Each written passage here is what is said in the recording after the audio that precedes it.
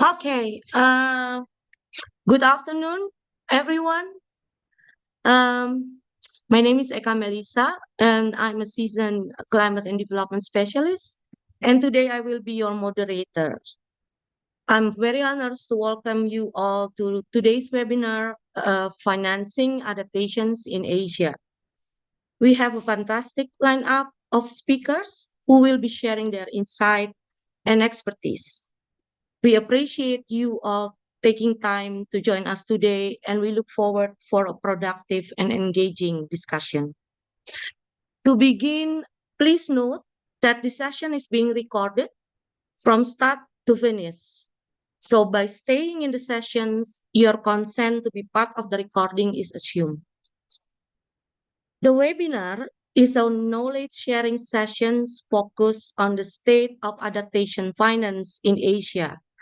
Our goal is to highlight lessons from multiple stakeholders and identify scalable solutions for financing adaptation beyond public funding. This event is organized by the Indonesia Research Institute for Decarbonization, or IRID, in collaborations with Germanwatch from Germany, the Institute for Climate and Sustainable Cities from the Philippines, LAYA-INECC from India, Greenovation Hub from China, and SLYCAN Trust from Sri Lanka. As I mentioned before, we have a very wonderful lineup of speakers today, and I will introduce each of them by their name, affiliations, and topic before each of their presentations. Again, thank you for joining us. Let's begin with the session one, Unlocking Private Sector Finance for Adaptations. Our first speaker is Ms. Anjali Viswamohanan, the Director of Policy of the Asia Investor Group on Climate Change, or AIGCC. Anjali is a leading voice in Asia's sustainable finance landscape, guiding AIGCC's regional and institutional policy agenda. As a member of ASEAN Capital Market Forum's Joint Sustainable Finance Working Group, her insights are very instrumental in shaping sustainable finance standards across the region. Today, Anjali will share with us her expertise on the opportunities and challenges in mobilizing private capital for adaptation. She will also bring us the best practice on how investor coalitions can support climate resilience throughout Asia. Just a quick note before Anjali start her presentations. To all participants, Anjali will only be able to stay with us until 3:30 p.m. So please submit any questions you have for her in the Q&A chat room as soon as possible, and we will address them during a short Q&A sessions after the third session presentations. So Anjali, you have 15 minutes to share your presentation. Time and space is yours. Thank you, Eka, and thank you for having me join this session. I really appreciate the opportunity, and I hope everyone finds my presentation to be helpful. Eka, could you just confirm if you can, when you can see my screen and if it's in full screen mode? Yeah, I do. It's in the full screen mode now. Fantastic. It's good. Yeah. Thank you. So as Eka mentioned, I'm Director of Policy with the Asia Investor Group on Climate Change. I think I might just sort of start with a quick introduction to what the AIGCC is. We are an investor network that was set up to raise awareness and action amongst financial institutions, so the types of asset owners, so pension funds, sovereign wealth funds, the investment arms of insurance companies, and asset managers on understanding and responding to climate change risks, especially as they would manifest across Asian markets. We were set up around 10 years back, where the focus at that point was really around translating international investor expectations on climate risk management and opportunities in Asian markets into implementation. But over time, our membership has grown to include an equal amount of domestic investors as well. So currently, our membership stands at around 84 investors that manage over USD 40 trillion in AUM. A lot of these investors are public market investors, but they do have private market investment arms, and they are sort of in the process of developing funds that are catering specifically towards Asian markets as well. I think over time, when we were sort of set up, a lot of our work was very focused on emissions reductions and sort of looking at financing mechanisms to enable that to happen when you think about climate. But over time, our areas of work have broadened quite a lot to sort of look at the holistic impacts of climate.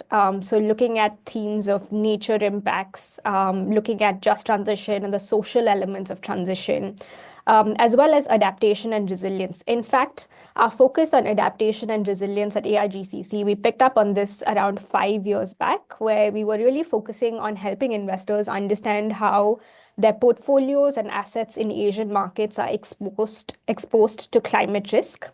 So this is sort of really deep diving into data, tools, and service providers to enable investors to undertake portfolio assessments on physical climate risk impacts to Asian markets. And I think through that process, what we realized is that there are like only few early movers that are trying to sort of understand the impact of climate risks and prepare markets for these impacts.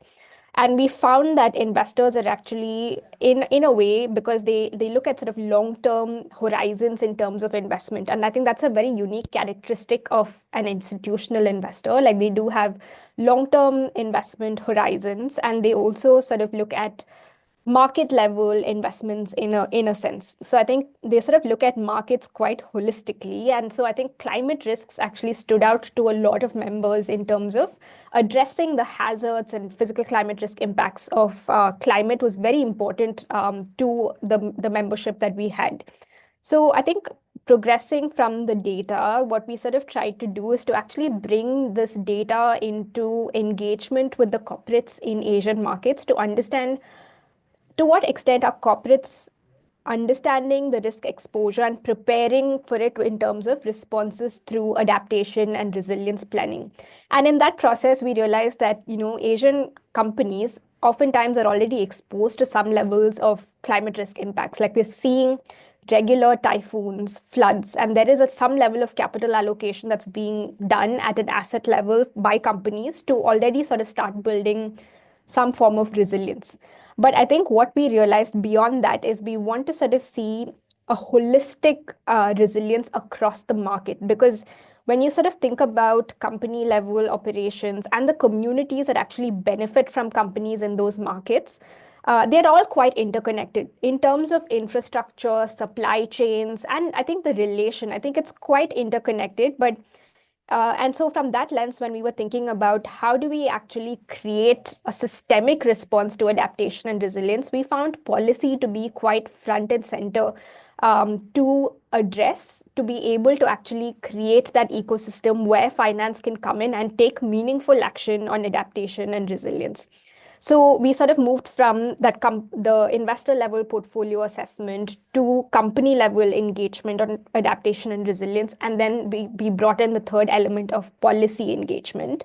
And I think that has sort of like taken this work forward in a very unique way. I think that is quite interesting that I can sort of talk through. So what we tried to do is we looked into policies across Asian markets on what are policymakers trying to do to understand these climate risks and respond to it by building an adaptation plan at a national level, a regional level, or a local community level as well. And we found that across Asian markets, there were different levels of planning on adaptation and resilience. And so what we tried to do is we looked at the framework that was being used by a lot of countries through the UNFCCC process, which is the National Adaptation Plan. And I think it is quite a comprehensive framework that gives policymakers a way to actually systemically think about understanding the risks, planning for it, engaging with the ecosystem stakeholders, and then sort of thinking about different types of mechanisms to actually produce projects and approaches that would help them build that holistic response.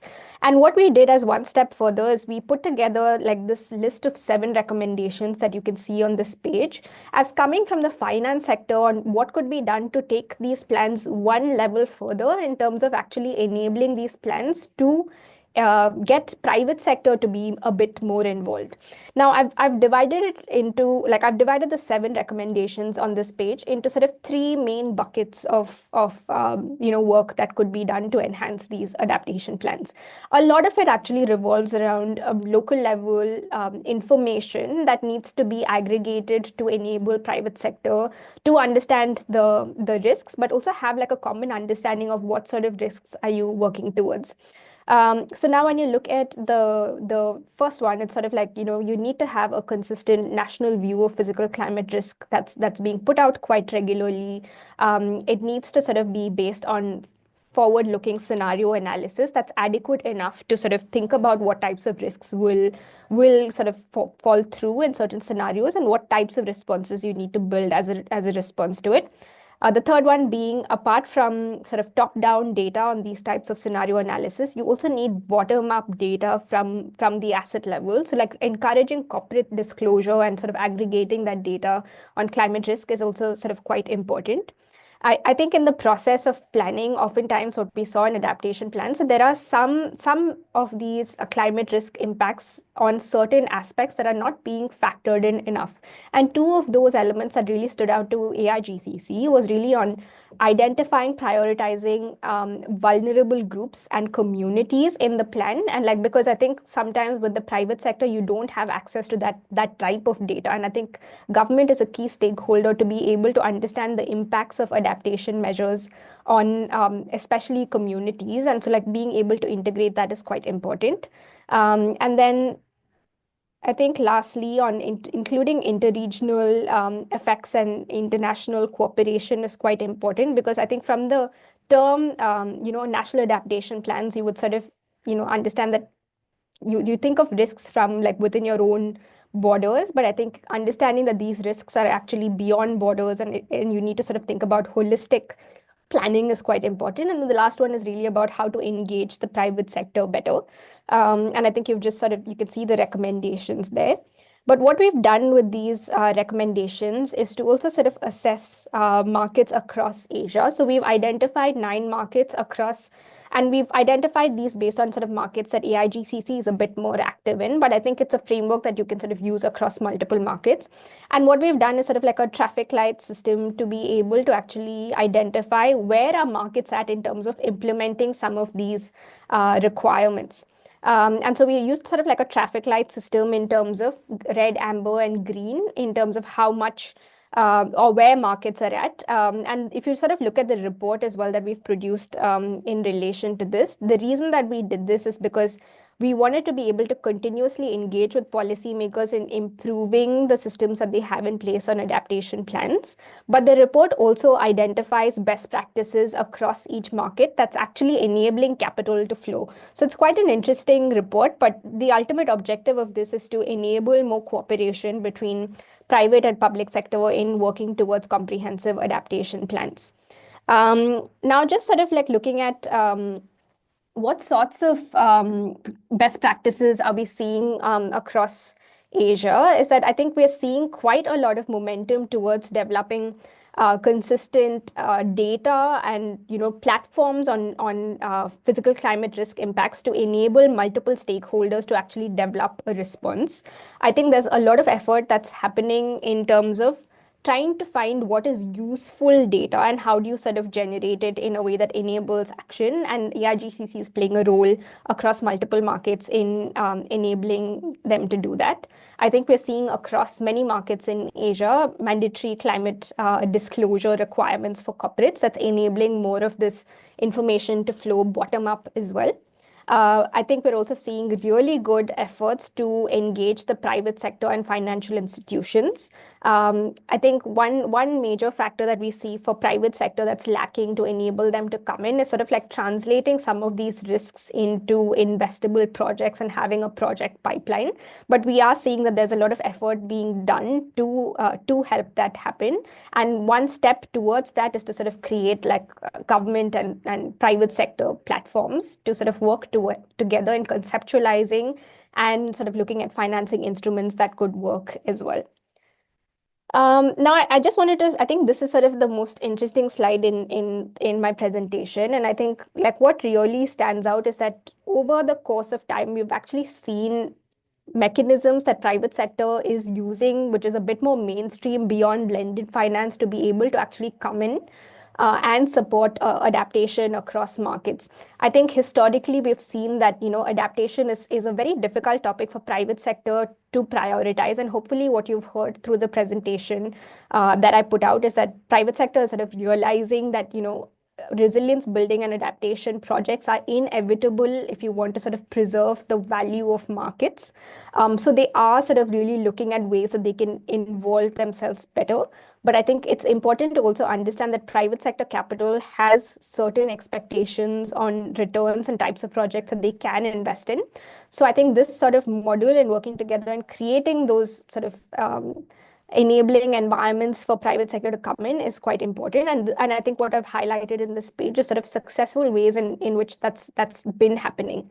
So just as an example, I think, for instance, Japan, it's a really interesting model where sort of like local governments have actually been given responsibility from the national level planning to actually implement some of these local level adaptation coordination. So they actually request companies to develop their own adaptation plans, come together, pool some of these projects at the municipal level, and then issue municipal level bonds to get the private sector to actually invest in some of these bonds.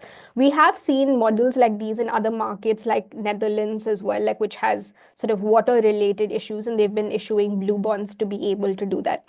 I think the development in Philippines, where they've sort of targeted the issuance of sovereign bonds to develop responses to flood-prone zones, like which has some level of commercial activity that generates revenue that can sort of flow back to the private sector who invests in these bonds, are quite useful as well.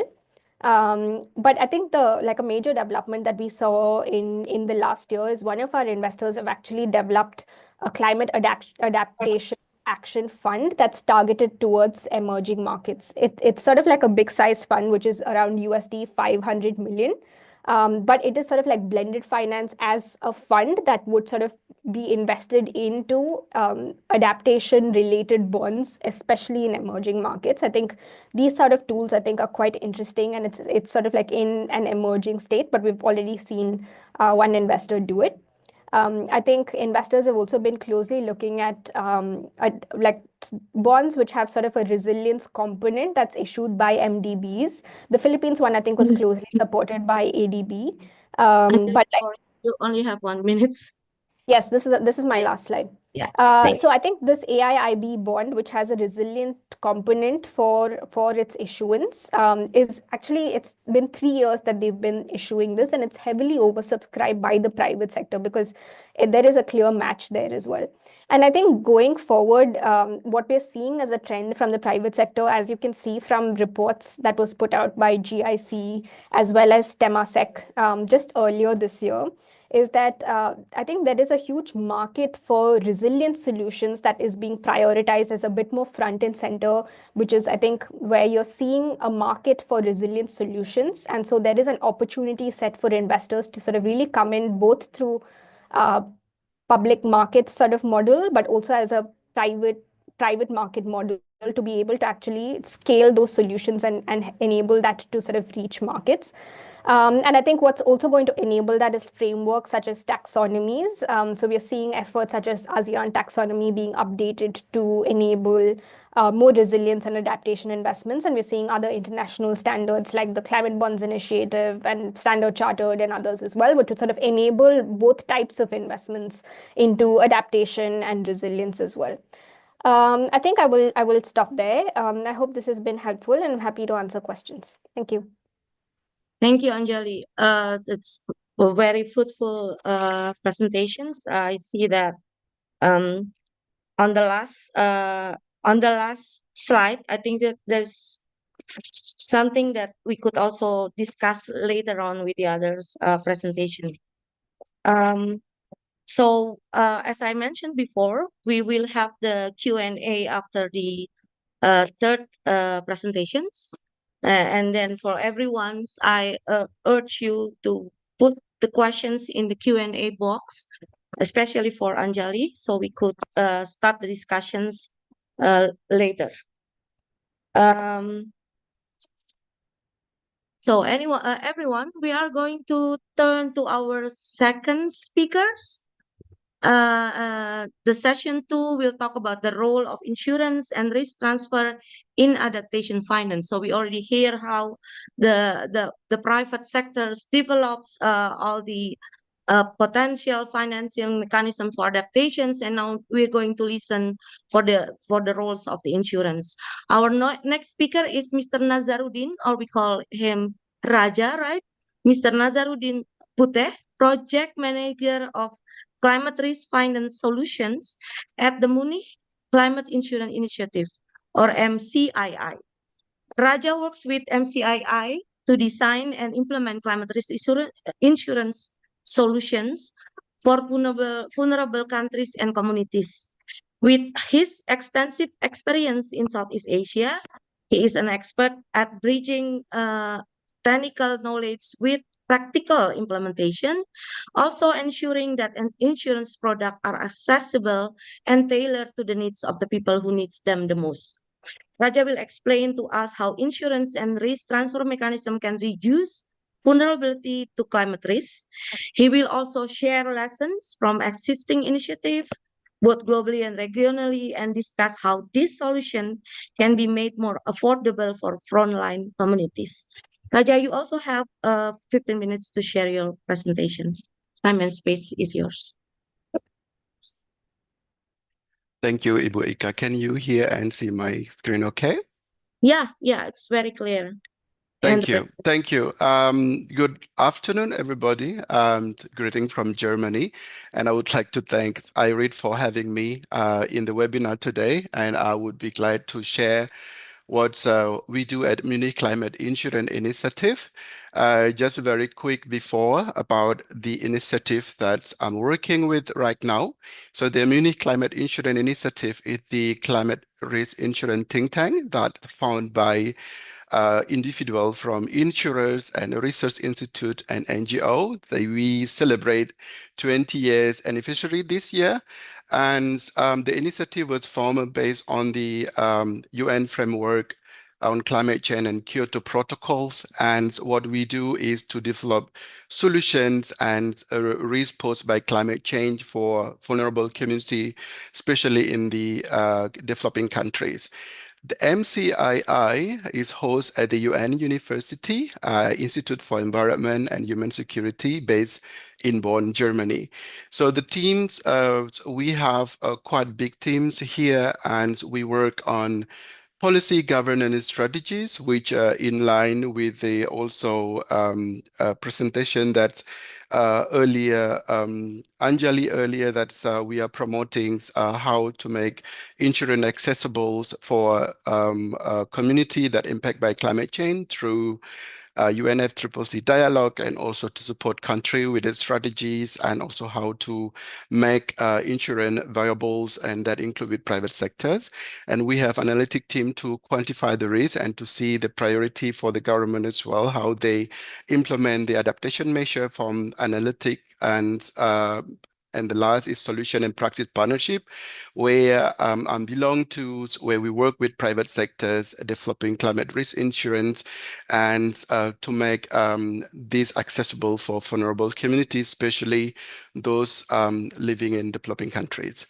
And we are engaged in quite spread regions where we are quite active in Asia and Africa, and also in the Caribbean regions where I lead the project for 5 countries currently, where we do develop climate risk insurance on a parametric based on heavy rainfalls and wind speed, which I will share a little bit later.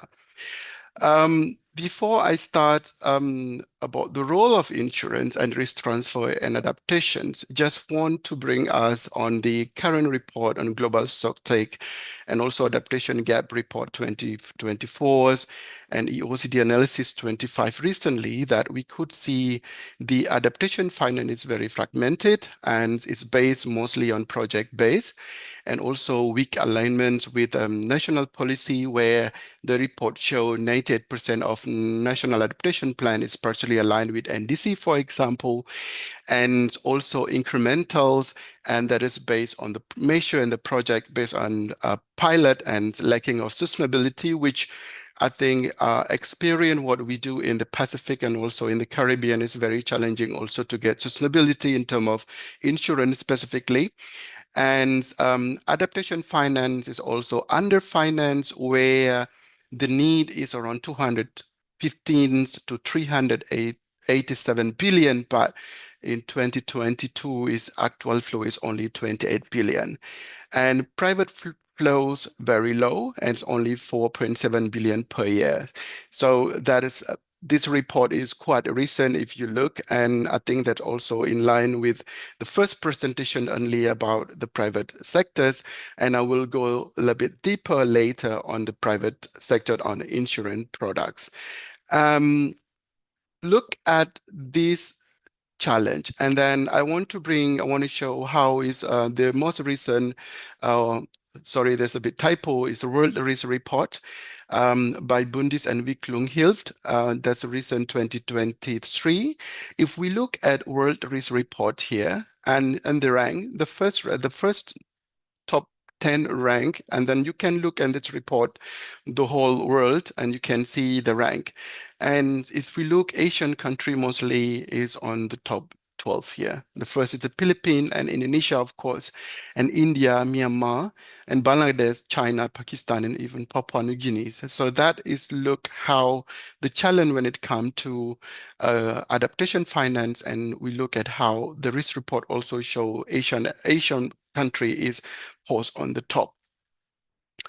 And from that, I want to show a little bit on general overview and how insurance penetration market in Asia compared to others neighboring countries. And if we look at here, India, Philippines, Indonesia, for example, and the penetration rate to GDP is very low.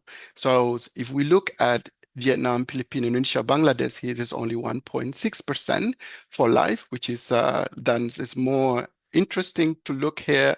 The non-life just include climate risk insurance is only 0.7.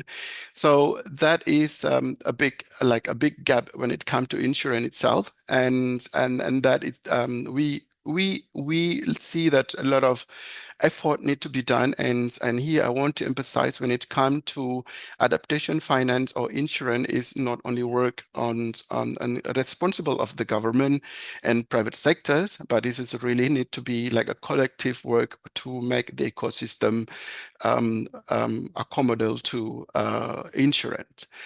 And from that point, I want to rise as why insurance and risk transfer matter.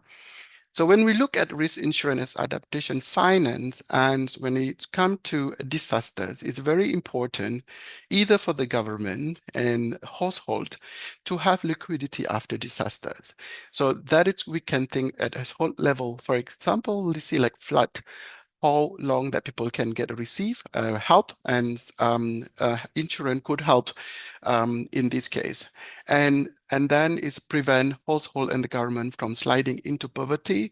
As we know on disaster risk management cycles, it's the first days of after disasters is very important to get support. And in this case, mostly government have difficulties to get funds immediately, especially when it comes to big disasters like earthquake, tsunami, and that is where insurance could be one of the mechanism that the government and private sectors and also households could diversify their finances and stabilize development gain. And I think that Anjali also mentioned earlier the impact of adaptation measure, and this is about stabilized development gain is about not only resilience and also food security. So we learn from many disasters that very simple after, let's say, after long drought, the productions of rice is decreased, and that would harm the food security. It's not only the household level, but the country need to export and need to find a solution. Either it's often when one seasons that El Nino, for example, that's very good to see. So on the regions where harvest failures or harvest decrease, and this is also again an impact in general economies, not only at a house level. And complement of public fundings. When we look at disaster risk financing and insurance strategy, which very good many countries have, such Indonesia, and risk layering, we look at how the government will take a part and also how the private sector will take part, and then how the coping mechanism at the household and individual people will take part. And that is not impossible to put everything on public budget, so that it could help to close the gap, so it's not rely on the public funding. When it comes to disaster risk management cycles, we reduce risk, but in many cases, we cannot the society cannot eliminate 100% residual risk. So let's say hurricane and cyclones, okay, it's happened, but people cannot stop go fishing. So people still need to live around the coastal line and having livelihood as fishers. So that insurance could or risk transfer could complement the public funding in this case. And I want to draw a few lessons from global experience and that by level.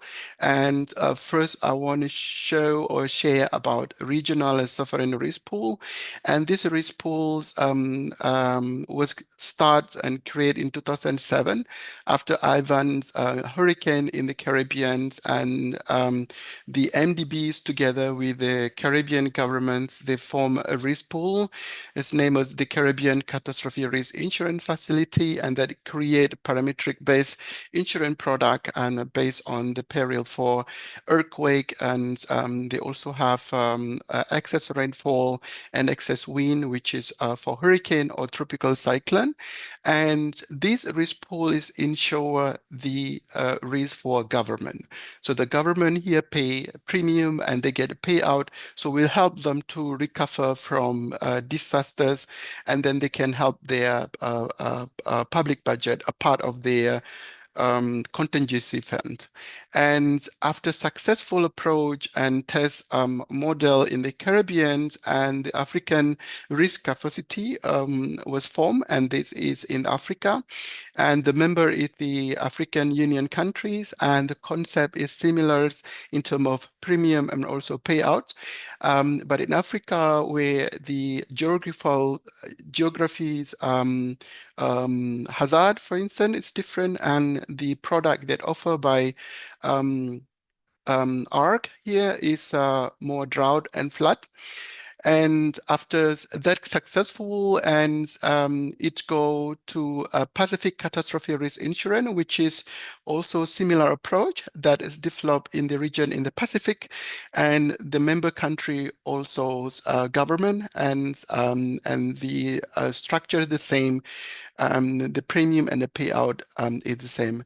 And the newest risk pools is quite young in the regions in Asia, with each Southeast Asia Disaster Risk Insurance Facility, and this is a member of ASEAN country. And the facility is based in Singapore, and that also create the same approach, the same type of premium, and also payout mechanisms. And now I think it's the product exists on flat, and but the facility Seadrift is evolving, and they are developing, and they are growing.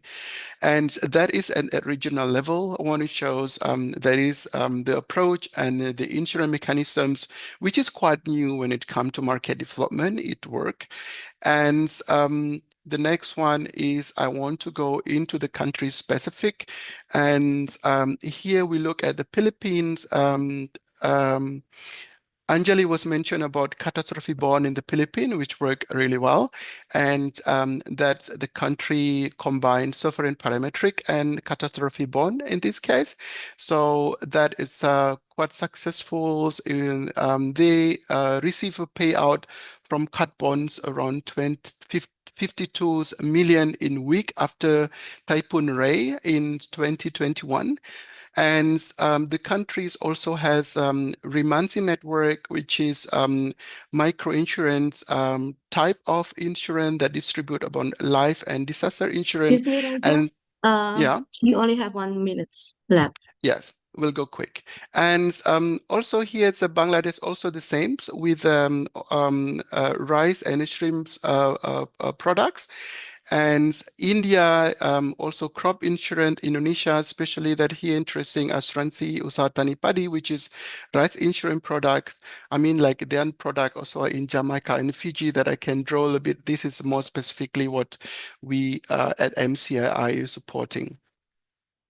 And to make insurance affordable and accessible, and this is important to look at innovation and market-based insurance solution, and to look at how to create a specific hazard product, and also de-risk private sectors. And mostly in specific country and region, private sectors not willing to go because the risk is too high. In this case, de-risk private sector to involve them in private, public-private partnership is important to intensify them to come to the market. And also to go at the group level schemes, in this case, it's MISO level, we call, and that's include with small, medium enterprise and cooperative and also groups. And here also to make the product accessible to non-subsidized market, because often when we look at many countries that the product is created by the government and also targeted only to the subsidized group. And that is more to make market available, and now is how to make it the product is accessible. And a part of risk layering strategies where I showed earlier about the sovereign product and MISO product and micro product, but also important to look at the bundling, to bundle insurance with the credit and also input, especially when it comes to agriculture here. And also to link insurance with the cash transfer, to link with the social protection program. And in many cases for social protection programs to make the premium support with graduation plans, where normally we can look to make a free premium for 3 years and gradually to reduce premiums for 50 and 80% after 4 and 5 years. And public awareness and trust building is important in our project. Before we create the product, we do studies, and studies show that people willing to pay, but people don't understand how the insurance product work. So this is a long life process on public awareness and trust building, but it is important to make insurance policy enabling. Right. So the last slide, Yeah, Raja, sorry. very last slide. I will go very quick. Okay. Sorry for that. So Nah. here, yeah. So if we look at insurance risk transfer is not only options, but the insurance could protect vulnerable community from quick liquidity and also mobilize private capital into adaptations and to reduce fiscal burdens. Here, the call that I want to highlight based on our work currently is a de-risk with public-private partnership is important, and also to integrate insurance with social protection to make a scale. And Anjali a call for collaboration, but I think Asian-Pacific collaboration is important when it comes to data sharing and risk modeling and also blended finance. Ibu Eka, back to you. Sorry for taking some more Thank, minutes. yeah, thank you, Pak Raja. As we see, there was an interesting statement that you say in your presentations that Asia is actually very low in insurance penetration rate, right? So countries like Indonesia and Sri Lanka also have very low rates. So we will bring this to our two next speakers that come from both that countries that we just mentioned. But as I see from both of our previous speakers, from Anjali that are speaking about what the roles of coalitions, investor coalitions can do, and then also Raja talking about the insurance and other risk transfer mechanism. Both are trying to support the adaptation finance gap, but it seems that it's difficult when we do it alone or just one by one. So with that, we will go to the third session, which is the financing adaptations through a pool funding mechanisms. Our third speaker is Mr. Joko Tri Haryanto, President Director of the Indonesia Environment Fund or IEF, also known as Badan Pengelola Dana Lingkungan Hidup or BPDLH. Pak Joko leads the IEF, which play a critical role in pooling and managing financial resource for environmental protections and climate actions in Indonesia. With his extensive background in fiscal policies and environmental economics, he has been instrumental in designing innovative financing instruments for climate projects at both the national and local level in Indonesia. Today, Pak Joko will share with us the Indonesia's experience with developing a pool funding mechanism through the IEF. He will also discuss the advantage and challenge of this approach compared with the traditional project-based financing, particularly when it comes to scaling up adaptation. His insight will also bring us a valuable lesson for other Asian countries that might considering similar mechanism. But before we start the session, I would like to have a brief reminder for all attendees. If you have any questions, please put on the Q&A box. And in specific, if you have questions submitted for Anjali, please do that now because we are going to have a short Q&A discussions after Pak Joko presentation. Pak Joko, same as the previous speakers, you have 15 minutes to share your presentations. Time and space is yours.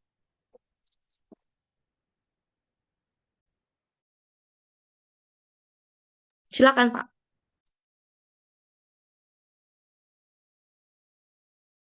Bapak maaf, masih di mute. Oh, I'm sorry. Okay. So, yeah, thank you for taking us on this a very valuable invitation and also discussion among the others speaker. And just to echo what the previous speaker from Anjali and also Raja, let me introduce. Yeah, my name is Pak Joko Tri Haryanto, and I'm the CEO of Indonesia Environment Fund.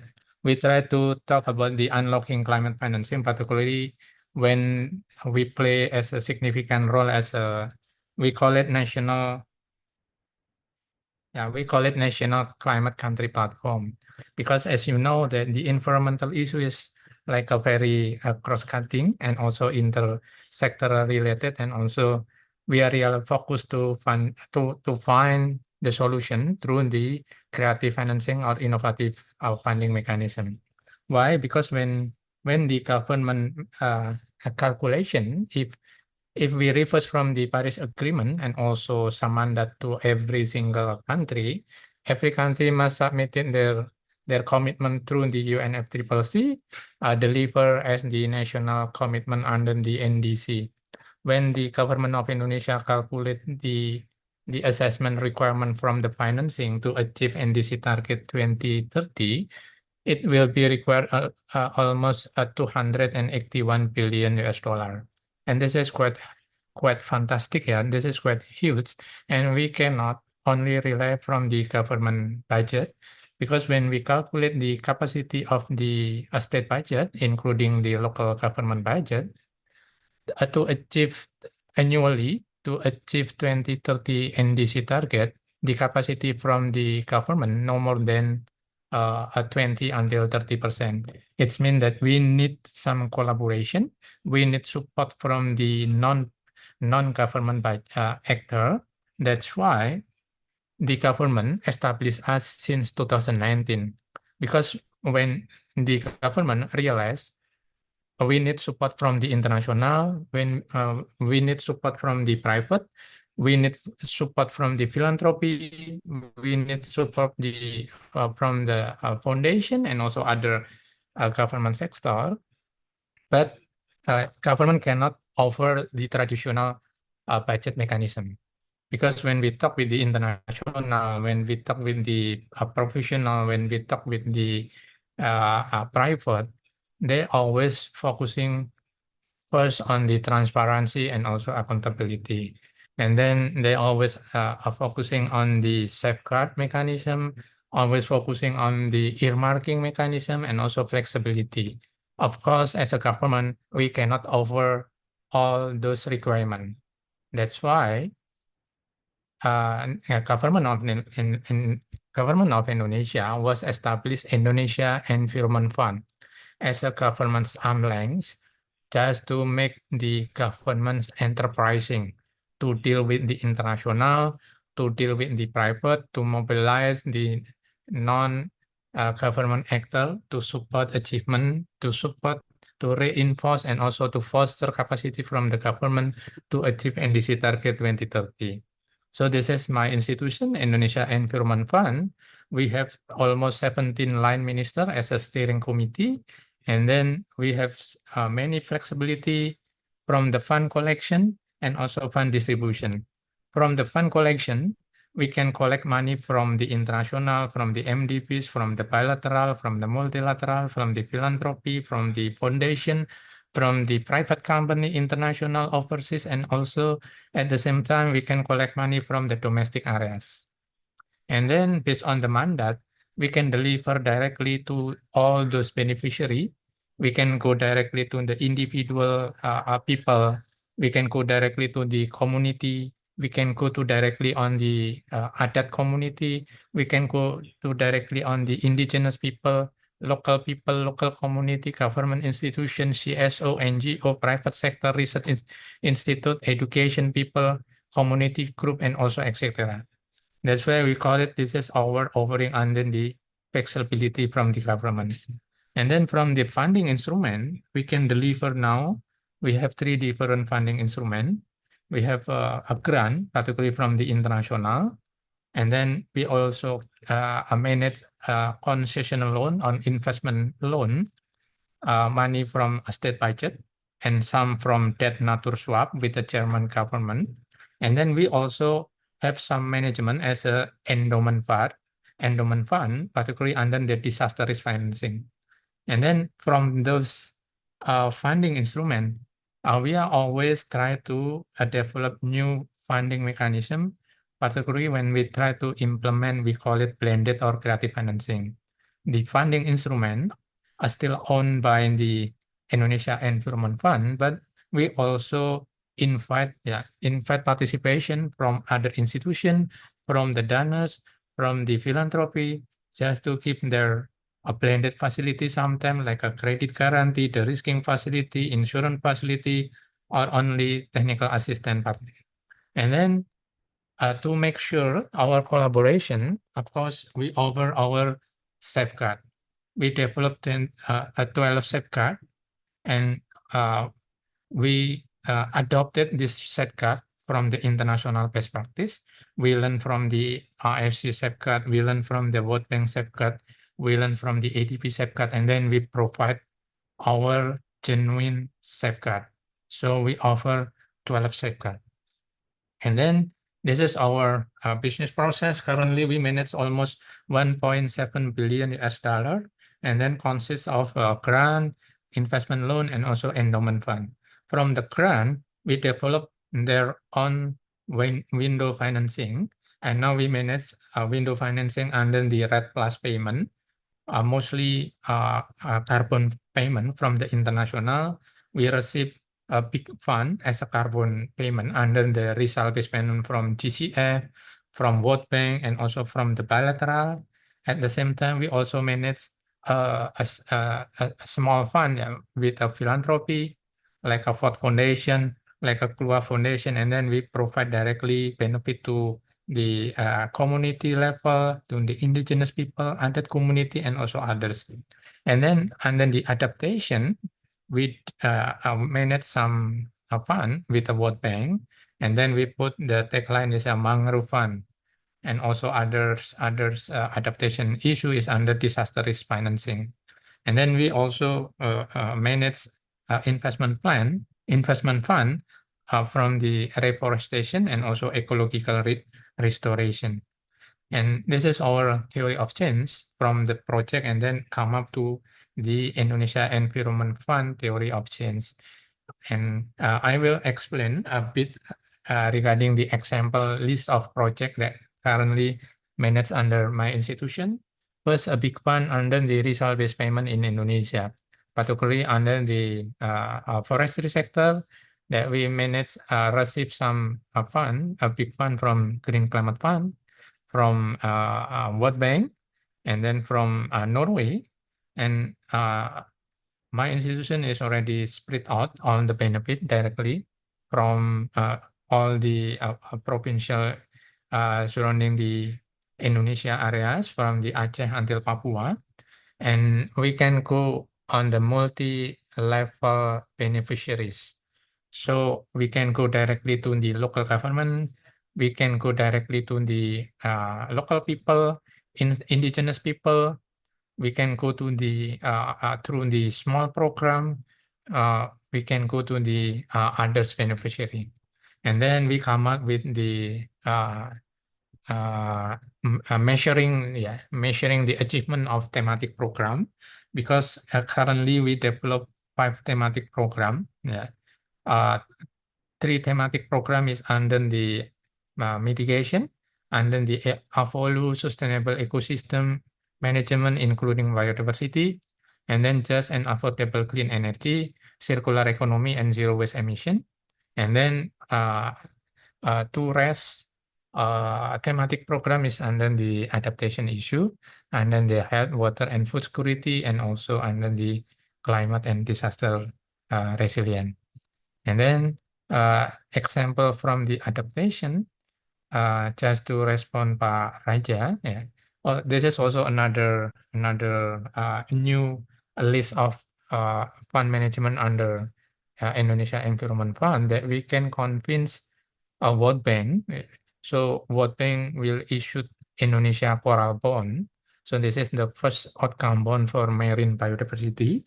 And then engagement with JEF, engagement with IUCN, and also BNP Paribas, and the use of proceeds from Indonesia Coral Bond will be managed under Indonesia Environment Fund, and then we distribute directly to 3 intended marine protected area in certain province in Indonesia. And then under the adaptation, my institution also manages endowment fund for disaster risk financing. So this is also related with the Pak Raja mentioned on the previous presentation, because now we manage a big fund from state budget, and then we put them as an endowment. As an endowment fund, of course, we cannot use this fund. We only allow to use of proceeds of this fund. And then our role under the disaster risk financing is a fundraising. So we collect as a pool of fund, and then a fund development and fund disbursement. And this is also possible for us, because through our fund, the government of Indonesia will buy some, still on the decision, still on the discussion, the government of Indonesia will buy some catastrophic bond, cat bond, or will issue cat bond, or will buy disaster risk financing insurance. So through our money, the government still on the final discussion among the internal ministry, which one better that the government will buy some disaster risk insurance fund or will issue cat bond, catastrophic bond. And Indonesia Environment Fund through the disaster risk financing also invite and develop blended finance mechanism just to invite any support and also participation from the private, from the risk insurance, from the others agency, from the other institution, including from the philanthropy, if they are really interested to join under the Indonesia Pooling Fund for disaster risk financing. This is, of course, this is challenge from managing multi-sector fund because we manage almost 16 line minister beyond 5 sector, on the modern sector and also on the traditional sector. And the last list of example that we already done, my institution also already finished. We call it catalytic funding for startup. So this is also our business process that we deal with the startup, we deal with the donors, and then we develop like a ESG indicator.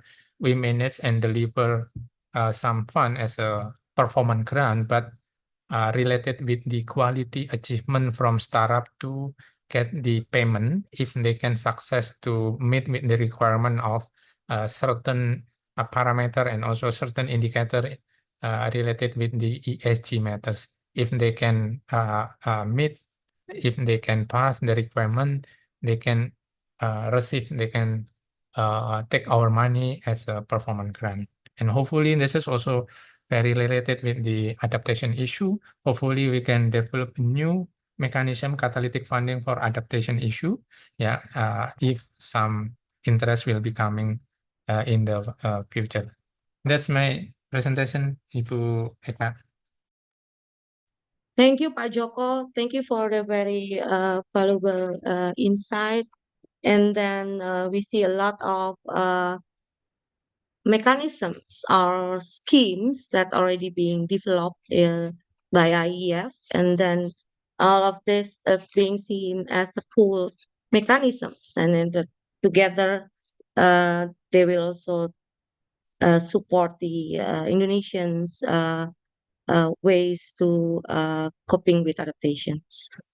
Before we continue with Pak Lil from Sri Lanka with our fourth speaker, as I mentioned before, because Anjali is going to leave us soon,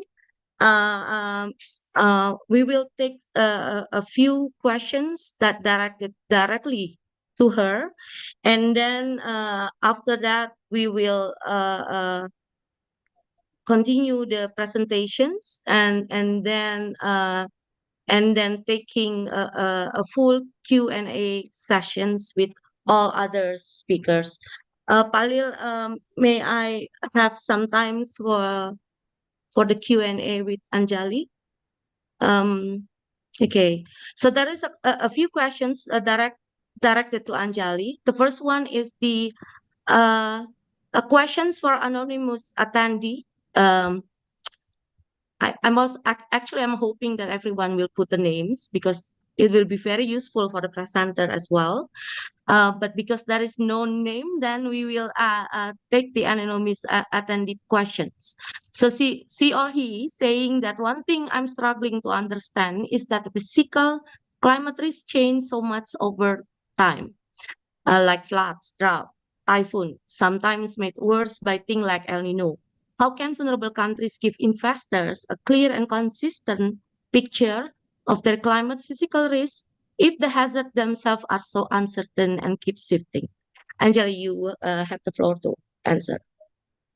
Yes, sure. Thank you. And apologies, I can't stay on for the entire session because I think the questions that are coming in is actually very nuanced and would have loved to stay behind to sort of do more discussions, but I'll try and sort of put my responses on chat after this as well, like for the questions that come in until I have to leave. So apologies for that.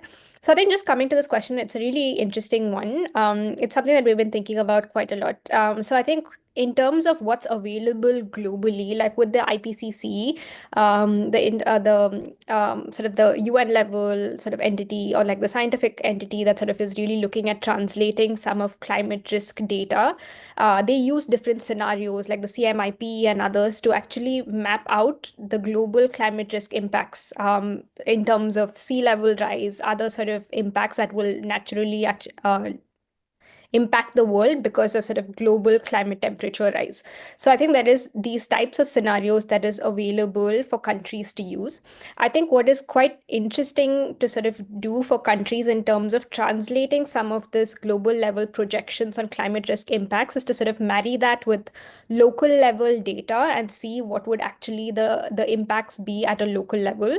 I think governments have sort of access to historical data on climate risk impacts, such as like, you're seeing regular floods, you're seeing regular typhoons across certain markets. And I think you're seeing historical data being like one tool that governments can sort of put out. But then also sort of looking at how do you look at the scenarios to see what is the frequency of, the occurrence of these sort of hazards and how is it going to increase over time under multiple scenarios in sort of this specific country in different time horizons. I think that's the sort of understanding that would be very good to sort of help both public sector and private sector prepare and sort of guard for some of these risks in terms of looking at infrastructure measures. I think in terms of insurance, as Raja mentioned as well, like I think you need to sort of prepare for the types of financial instruments and products that need to be available to markets to ensure that they are holistically resilient as these sort of risks increase. I think it's also very important to, like, I think the nuance of the question, I think, is also that you can't be certain about a lot of these risks. But I think what these models enable you to do is to sort of look at the probability of what types of risks will manifest and how they would sort of come about. But I think you always need to sort of look at it from a probability lens and then sort of use that to enable market level preparation for adaptation and resilience. I think that's what we're sort of working towards. And then I think from the private sector, we're sort of, I think there's a lot more sophisticated models that are being used to map out each risk and like the impacts that it would have at even an asset level. Like I think there's sophistication in terms of tools to be able to actually look at a specific asset, how many business days would be affected by, say, heat stress, water stress in 1 year, in 2 years, in 3 years. I think so getting that types of refinement of data as well. Again, but I think all of this sort of scenarios and future projections is a science that would sort of continuously evolve and better like give us insights over time. And then so I think it's a process as well. So I think that's how we go about it. I think the second question, Eka, if I may, the one Naomi raised, do you think I can answer that as well? Because I think it's a bit connected. Yeah, please do so. There is Thanks. another questions as well, and we will see if we still have time for the third questions. But Yes. please do so. Sure. I will read the questions. May I ask, in your observations regarding investment in adaptation, which sectors among agriculture, water, health, etc., are receiving the most adaptation finance in Asia, and which remain underfunded? This is from Naomi Butar-Butar. Yes. I think maybe what we've seen from like the climate finance flows data is that, you're seeing adaptation finance flows to be very minimal in Asian markets. But when you sort of deep dive into it a bit more, you're seeing that a lot of the funding actually currently comes from public finance and blended finance sources, especially from MDBs. And I think where a lot of government and MDB level focus on adaptation finance has, what we've been seeing is a bit more on like the agriculture, water sector, just because it sort of affects day-to-day life and you're seeing a bit more like real impact already. I think in terms of the other sectors, I think it's a bit of like not tracking data enough, because I think across all of these sectors, because of the interlinkages of some of these sectoral issues. So like, for instance, when you say water level impact either within land or sort of coastal. Like it has impacts on different types of sectors. And you're seeing like other sectors like utilities, steel, like industry, like you're already seeing them actually allocate capital to sort of maybe build temporary adaptation or resilient solutions, but you're not tracking that data because it sort of doesn't fall within that adaptation finance budgeting as yet, because I think it's sort of still evolving. I think we're also seeing a trend of like, maybe companies thinking about insurance products like as a bit more of like a long term, and maybe allocating more sort of funding towards that as well. So I think a bit of like the issue of which sectors are sort of getting more financing is an element of like tracking not being done effectively as yet to sort of really understand the holistic picture of how much should be classified as adaptation finance and where it is actually going. Thank you, Anjali. You still have 5 minutes, and I think I still have one questions that you can answer live. But for the rest of the question, because it keeps coming in actually, Yeah. maybe and we only have like 5 minutes more for the Q&A sessions. So you could help probably after this and to answer it with the type answers. So the questions that I have, the last question is from Alia Kairunisa. She said that given that Southeast Asia has regional investment frameworks, such as ASEAN Comprehensive Investment Agreement, do you think such agreement or any similar regional platform can be leveraged to channel more private capital into climate adaptation projects? Yes, very much. And I think that's something that we as ARGCC are also targeting quite a lot. I think the ASEAN bloc is quite powerful, but then also in terms of when you look at the countries within ASEAN, they're quite interconnected in terms of land. If you sort of look at trade, if you look at people mobility, like it's quite interconnected. And I think it's important to try and address risks regionally as well, just again because of the interconnected nature. I think ASEAN as an investment framework, the taxonomy is also sort of quite useful to sort of enable the private sector to understand the different ASEAN economies lenses. And I think it has already like an adaptation feature, but there is plans to enhance that adaptation element of the taxonomy as well. So in fact, the ASEAN Capital Markets Forum joint working group that I am a part of, they have actually created a new working group on adaptation finance specifically as a way to actually think about how do you get capital markets to think about funding ASEAN or regional level responses on adaptation projects and sort of allocating finance to enable that. I think that that's sort of like a strong move towards integrating that regional risk data and translating that into mechanisms like the taxonomy that would give the private sector a better understanding of how do you actually support ASEAN as a region to sort of address some of these adaptation and resilience projects as well. And I just wanted to sort of also go back to the data question, because I mean, I think what we fundamentally see is that I think insurers are actually quite key in like they have a lot of really useful data in terms of adaptation, and I think the recommendations that come from them is quite useful in sort of thinking about what types of data needs to be enhanced from the government. So I know Raja will have a lot to say on this as well. Thank you. Thank you, Anjali. Yeah, I think what you mentioned just now about the data is one thing that's very important for adaptations, both for the implementations, but also the financing mechanisms. We will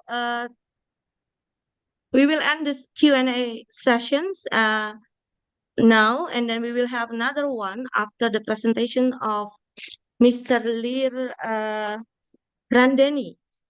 And Anjali is still with us, I think, for another 15 or 20 minutes. So everyone who wants to have questions to her can type in the question box, and then she can answer directly in the box.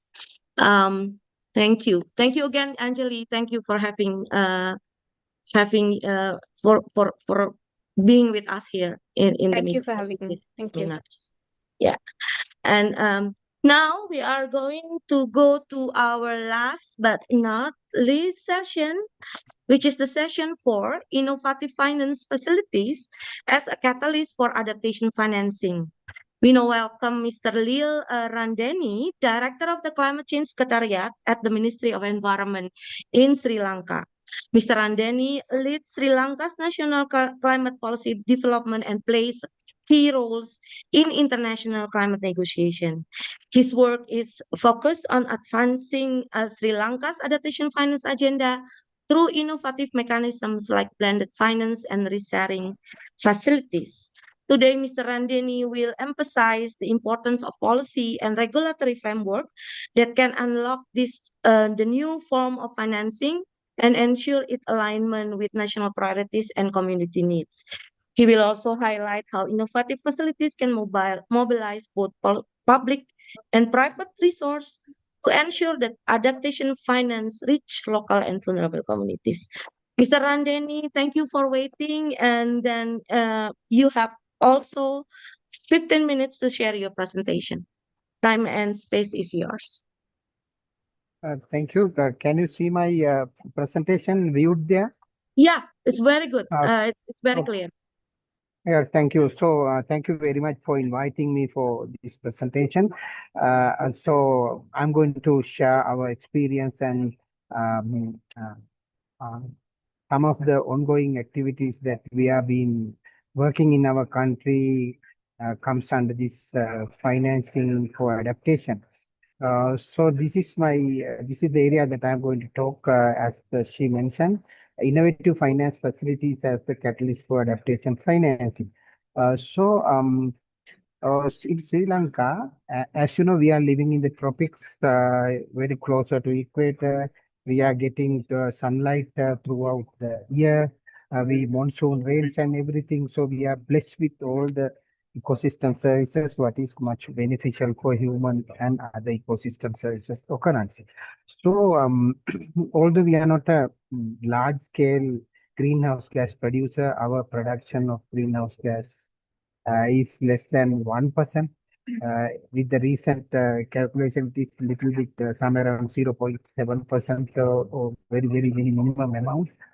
But we still have the targets as far as the mitigation sectors are concerned for voluntary, conditional and unconditional targets we identified in the NDCs. But for the adaptation, we don't have that much of targets, but in the NDCs, we have identified priority actions, areas, and for adaptation action. So there were some happenings in the past in different projects and interventions in the intellectual discourses. Then what are the innovative ways of financing for adaptation mainly? So one example is that biodiversity financing project implemented somewhere around 2012. So it was identified about 16 different tools and instruments. I have identified some of the practical tools that we can discuss here. Biodiversity financing project, and later, before about 2-3 years from the Ministry of Finance, uh, they have developed Sri Lanka's sustainable financing roadmap and Sri Lanka taxonomy for sustainable taxonomy, and all those things were prepared. So they have identified some of the innovative financing tools so that there will be financing for adaptation activities, what was identified in the National Adaptation Plans and the NDC. So one is the payment for ecosystem services or the rewards for the ecosystem services. These rewards were talked because, there is a considerable pockets of communities who are the indigenous people and the local communities. So for there are rituals and some of the traditional biocultural happenings are there. So then there are some other ways of exchanging goods and services, more relationship with the ecosystem services. So then what was proposed to them is the rewarding for ecosystem services, but where the market transaction or the financial transactions are more explicit, in the national economy, we can go for payment for ecosystem services, and some of the experimental level of pilot level experimenting by now happening in one of a GCF Green Climate Funded project for payment for ecosystem services. There are some encouraging results we have observed, and the public, private, and people partnerships were also identified in the Sri Lanka Sustainable Financing Framework roadmap as a financing, innovative financing tool, and local exchange trading systems to exchange the locally available stuff that are more direct relationship with the resilience building. Local exchange trading system were proposed, and green bonds, blue bonds, and sustainability bonds were proposed. Now the framework is being prepared very recently. Now they are experimenting with public private sector banks like the Development Financing Corporation for this green bonds and blue bond issue. But very recently, despite the economic instability what we are experiencing nowadays in Sri Lanka, it takes little more time to integrate blue bond and green bonds into our government public sector banks. But very soon it will be introduced, operationalized through our central stock exchange. Then environment and social governance systems, sustainability bonds, they have been discussed and was identified in our green bond framework and green accounting, because it is an overarching tool, so that if we can incorporate what is the share of our green bonds and our sustainability projects and financing, adaptation and everything to green our gross domestic products, then that will provide some overarching vision, so that our investments are this much, our outputs are this much. Likewise, they can plan and as a policy tool green accounting, because nowadays we are having some interventions to incorporate sustainable introducing CR framework for our national accounting procedures. Then the economic instruments like deposit refund systems and all, and gender credits and biodiversity credits were discussed, and the philanthropy financing. So, new source of financing that we are looking for nowadays. And apart from all, those are the recent interventions that work as innovative financing tools. Apart from that, it was identified in the National Environmental Action Plan to establish a complementary sustainable financing mechanism as a reciprocal economy. I mean, that economy will operate while we are having this open market economy to mainstream ecosystem services values. Also, these are some of the financial tools that we are preparing our policy framework, incorporated into policy, and we are looking more practical opportunities so that implement those things and to facilitate more private sector financing and other new frameworks, so that our adaptation climate action will be in place with a good financial backing. And with the recent readiness project funded by the Green Climate Fund, that is called National Adaptation Plan Readiness Project, we have introduced National Adaptation Fund. So I shall very briefly explain on that too. So this is the National Adaptation Fund. So we have done a feasibility study. So then that feasibility study was done to assess the viability of establishing National Adaptation Fund. So this I will go through very briefly the findings of that. So then we have done a country overview, policy and institutional analysis. Now, what is the enabling policy and institutional and National Adaptation Fund? What is the modality and all methodology and operational elements and National Adaptation strategic element, vision and everything was done. National financing assumptions and national financing projections and the recommendations. So then as you have mentioned about what is the way how we can operationalize this National Adaptation Fund. there are several options, right? It can be established as a repurposing and establish. We have already Sri Lanka Climate Fund in operation, and they are doing some carbon footprint calculations and some insetting and carbon accreditation in some scale, and they are going to expand their activities. Then we are looking for to integrate this our national adaptation fund into climate fund. That is one option that we have been thinking. And so the adaptation needs demand was assessed, and that was identified well in our national adaptation plans and the provincial adaptation plans also. There are 9 provinces in Sri Lanka. So we have produced 9 different adaptation plans for each province. So those who identified the priorities in those areas, and readiness activities are going on now in the provincial level. So then we identify the demand for adaptation needs from these things. Then element 2 is that the fund adaptation and project management. So that is also being formulated now. How can we access funding, acquisition funding, and the fund management and the investment management and everything were done for this adaptation fund.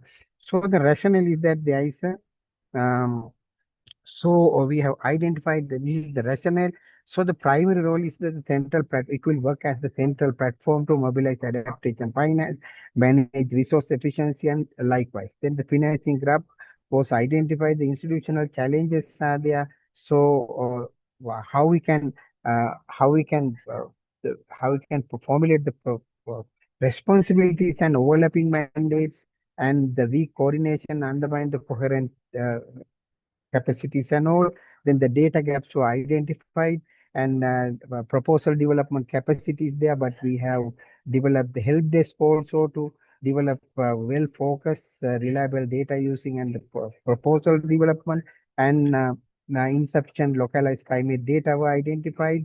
Those are the areas that we have to work on. More capacity development and monitoring systems, and everything will be taken care. So the strategic direction is this really. We have identified the vision and the mission.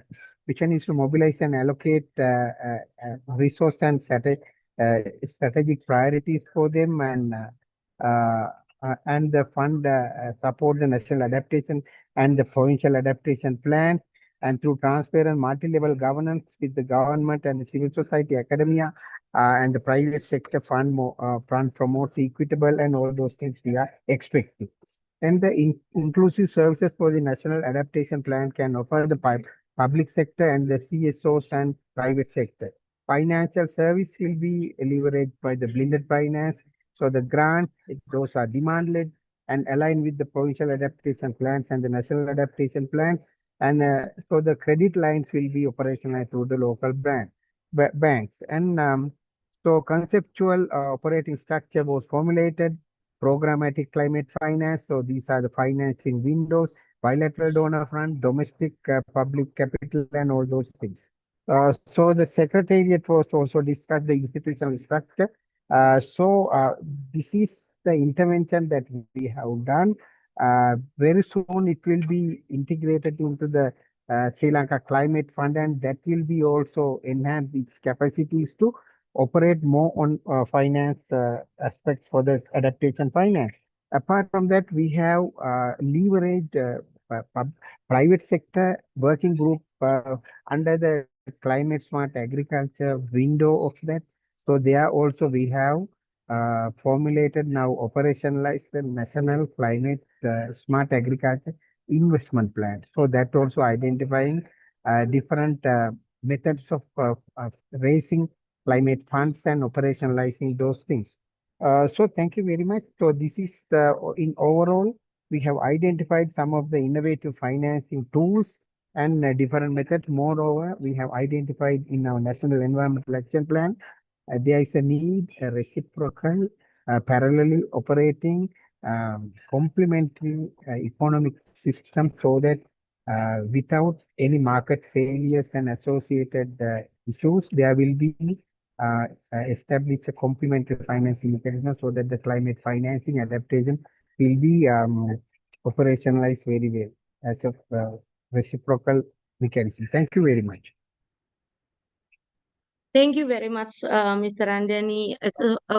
Again, it's a very interesting presentations. If we look at Pak Joko and Mr. Randani presentations, both highlighted the innovatives has been done by the both countries to look at how to fill in the gap, the adaptation financing gap. So we conclude all the presentations. Thank you very much to all the speakers.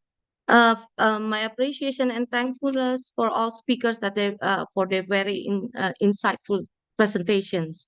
So now we have time for the Q&A session. The IRID team has already choose several questions that will be answered directly by our speakers. But I'm encouraged more questions to be put in the box, especially for the last presentations. And before we go to that questions from the floor, as a moderator, I would like to pose a cross-cutting questions to our panelists regarding the discussion on the risk and opportunity. We have all the perspective from private investors, pool funds, insurance providers, governments, leaders on risk and opportunity of the adaptation financings. My question is, what do you think on how can we better quantify and communicate the financial risk of the inactions on climate change? So if we didn't do anything on climate change versus the financial opportunity of investing in adaptation projects. How could we better quantify and communicate that? Perhaps Pak Joko would or Raja would like to answer first, and then Pak Joko, and then Mr. Randani. While we are taking the questions from the floor. Thank you, Ibu Eka. I think it's a very interesting question to look at how to quantify, because right now what we look at in many regions, for me specifically in the Caribbean world, the region that I'm working at the moment, the information is there, the quantification is there, and that is as clear. The risk is very high. I like the question that earlier on the question about how to communicate uncertainty to the investors. But now the point is not about only the quantification and risk itself, but the need, because in the end of when it comes to vulnerable community, the need of protection is there. So I think the way how it do now, it's necessary to bring investor by giving them, because as investor for them is guaranteed to invest. So that is a safety of the market and also availability of data. I mean, like Anjali was mentioned. So when it comes to the quantification, it's more about the next step from this quantification, because data quality is now much, much better. I remember about data is many people say data is not enough, but what my dad was always telling me is I remember is like data is like money, like you can do anything based on the money you have in your pocket. So it's like data right now is quite advanced, and what all stakeholders need to do is to bring the solution in place. And in this case, the government can make a solution for them, like a public finance base, and also to invite investors, private investors to provide a solution in terms of insurance. So my take here is rather next type of the quantification, because I see that the quantification of risk is quite advanced and now it's quite clearer. So it's not rather to the next step to create a solution which to involve both public and also private sectors. Thank you, Raja. The same questions to Pak Joko, please.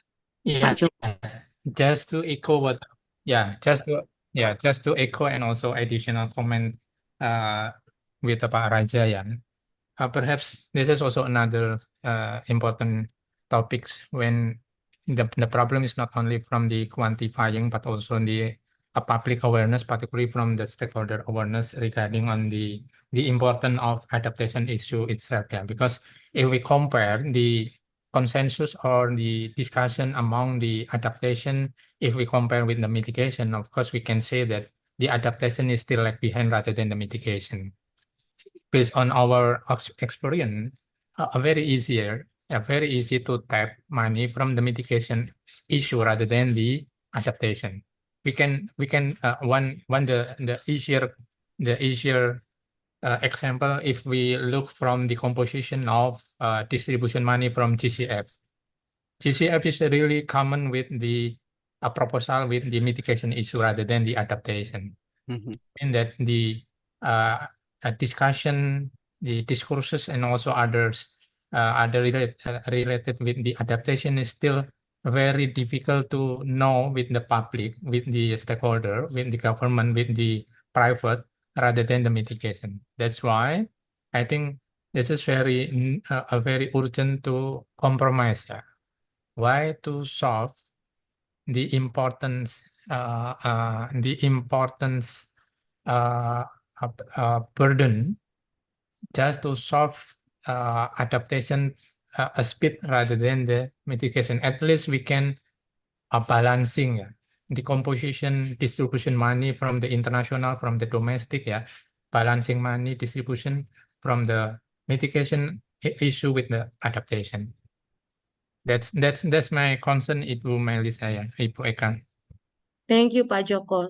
Now I go to Mr. Lil.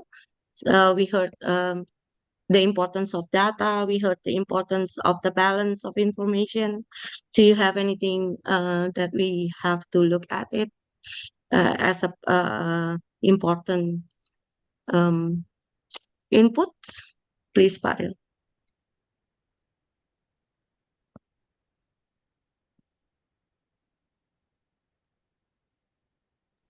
Okay, can you hear me? Yeah, I can. We can hear you. Okay, so the demand is very much important. So how can quantify the adaptation finance needs?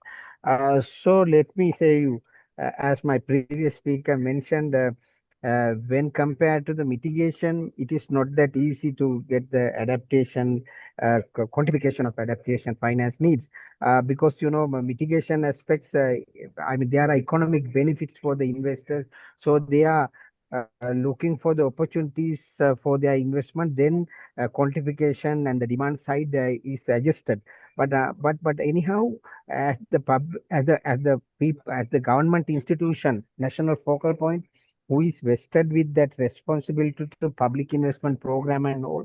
So also we are deploying some of the tools so that quantification, the needs, the demand side is being found out.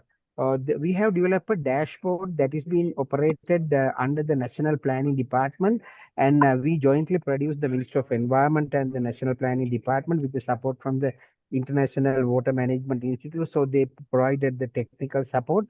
That dashboard entered all the resilience and adaptation projects happened in the past for more than 10 years time. We have that database. So we have the trend line, how the adaptation financing, resilience financing happened in the Sri Lanka on the project level and the sector level. That encapsulate all the 9 different adaptation sectors: tourism, agriculture, water, health, biodiversity and ecosystems, and all those things. So that dashboard provides us the quantification as per the trend. So from that we can get some clue. This will be the adaptation finance need. Then we have another thing is that our NDC tagging. NDC tagging is done by the public investment program. So for the new projects they are proposing, in what areas those falls in the climate action, that falls in mitigation, adaptation, loss and damage areas. So this NDC tagging also gives us what amount of money is being allocated in their project estimate. So the already financing happening is being counted there, and then we can forecast. So this area there will be more demand will for the quantification can be done in that way. So likewise, there are different ways of things, and for the loss and damage, really there are some initiatives from the private sectors like SLYCAN Trust, and the Chrysalis recently launched a joint platform so that they are accessing some financing for issue resilience and all those areas. And we have submitted a proposal for issue shield, global shield also. Likewise, by that way, based on the demand and all those aspects, we foresee our quantification of adaptation finance. Thank you very much. Thank you, all speakers. Thank you for answering my cross-cutting questions. And now we're going to take a few round of question and answers. I will ask one questions to each of the speaker. And then after that, we will taking more questions. The first questions it will be with for Paraja. This is from Farah Zakira. She wants to ask about the accessibility and affordability of insurance. Insurance products often don't reach rural or marginalized communities. How can government, insurers, and also another sectors or partners can improve access and awareness, especially for this group, so they are not left behind? That's the question from Farah. And Thank you, Farah. yeah, and then the second question is for Pak Joko from Kustiwa Adinata. He said that he represent the National Farmer Organization in Indonesia, which is implement real climate actions. They've done a lot of things: mangrove forest, planting MPTS, carbon sequestration, reduce methane, and climate resilience for vulnerable people. The questions that they have is: do you have special mechanism for them, small scale farmers, to access the fund? Because they say it's not easy to compete with. I guess this is a big and popular NGOs. And the third question is for Mr. Lirandani. It's from WS Mukti.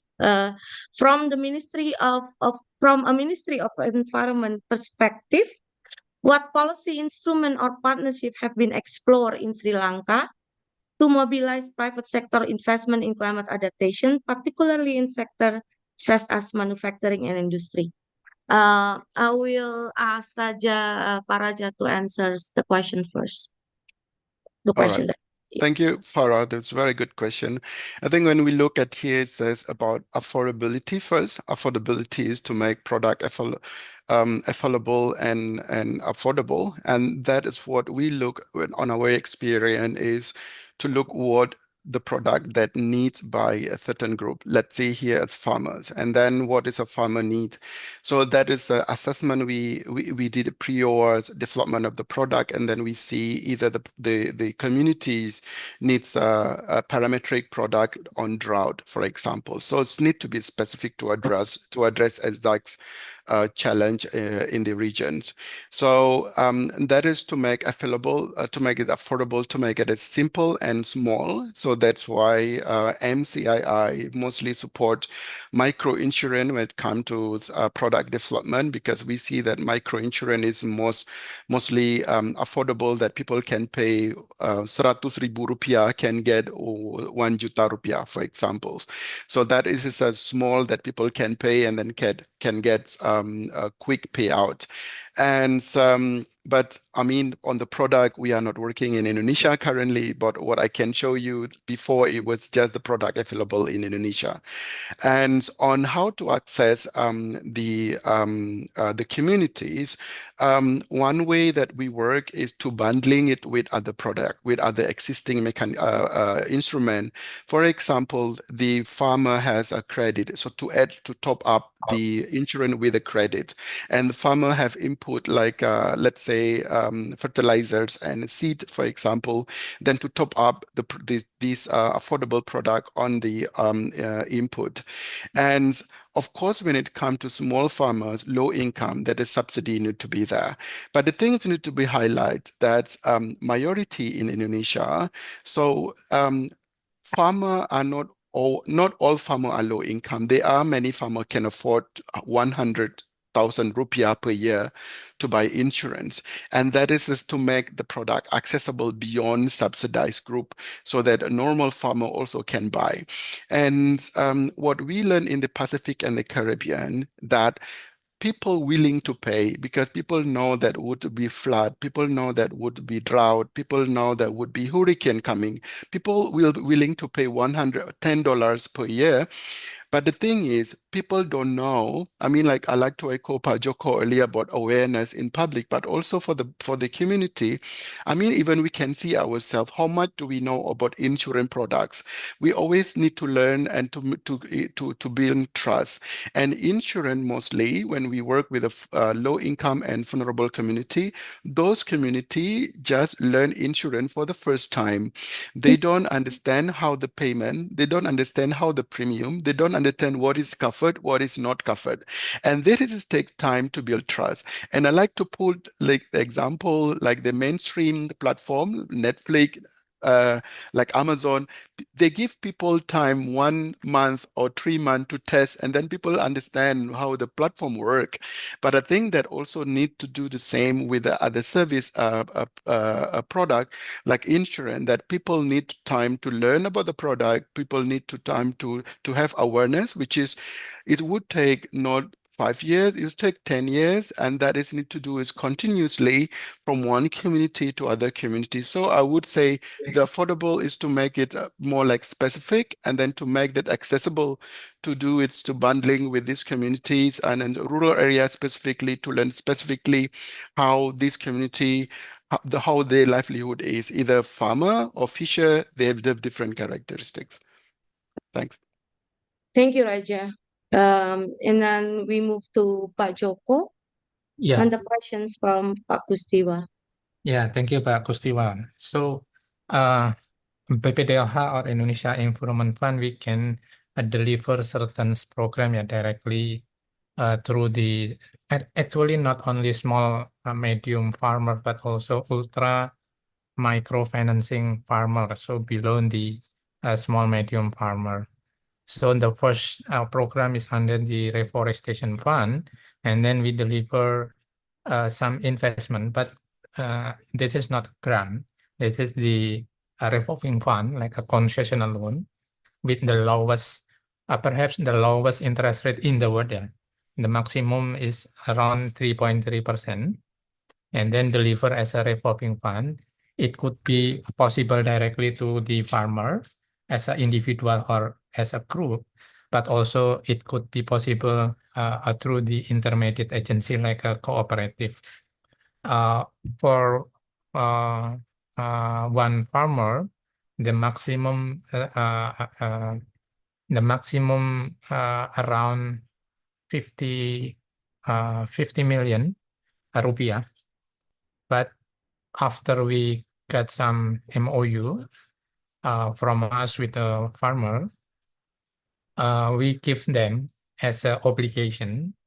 They must keep their trees, around our concessional loan period, around 2 until 3 years. So during this period, they must keep their tree, because their trees is like a guarantee asset that belongs to our institution. So this is the first program. It could be directly to the farmer, small, medium, and ultra microfinancing. And then this is also possible through the cooperative, but we have some selection, have some standard operation procedure to select the good and also a robust cooperative.